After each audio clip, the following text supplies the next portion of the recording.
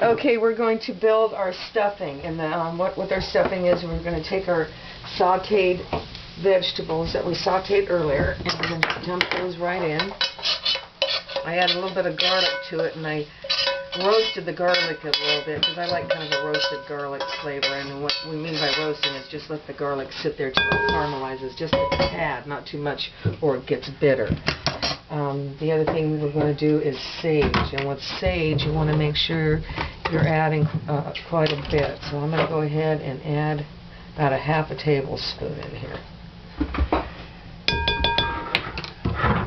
The other thing we're going to be adding is just a tiny bit of thyme, but I like a little bit of thyme in it too. Got a eighth of a teaspoon.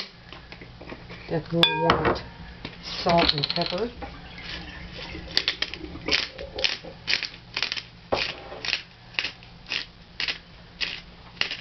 Fresh cracked pepper, and then a little bit of salt in there, because this bread is sweet, so you don't want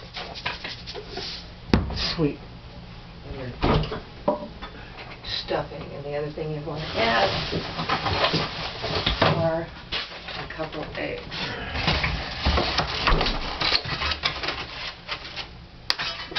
Eggs kind of bind it together. And one of my favorite tricks of putting in there is raisins. And I put about a quarter cup in there. You don't want too much because it's only an accent. Then you basically mix this all up. Get your stuffing mixed up.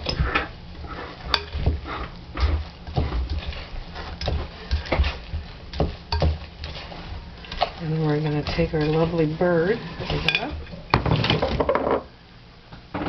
and we're going to go ahead and get this thing stuffed. And then basically, you got to make sure you check the butt end of it, because in the butt there's going to be one of these hoothickeys, and you want to make sure you take that out. And you're going to take the neck out of the center of it in here too, because you don't want any of that cooking with your meat. And then make sure, like, ice or anything like that, or sometimes they leave the heart, so you want to make sure that's out of there too.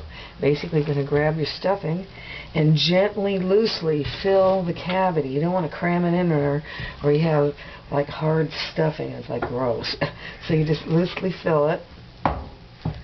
And then what's cool about this bird, they got little things here to stick its legs in. So you stick its legs back into the skin they cut, and then go ahead and finish filling this cavity here.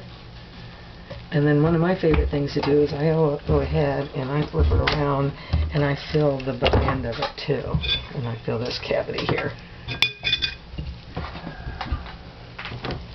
And then you take the lip and basically fold it back down. And then we're going to take this whole thing and we're going to lift it right into the roaster. Alright, I'll show you that in just a second here.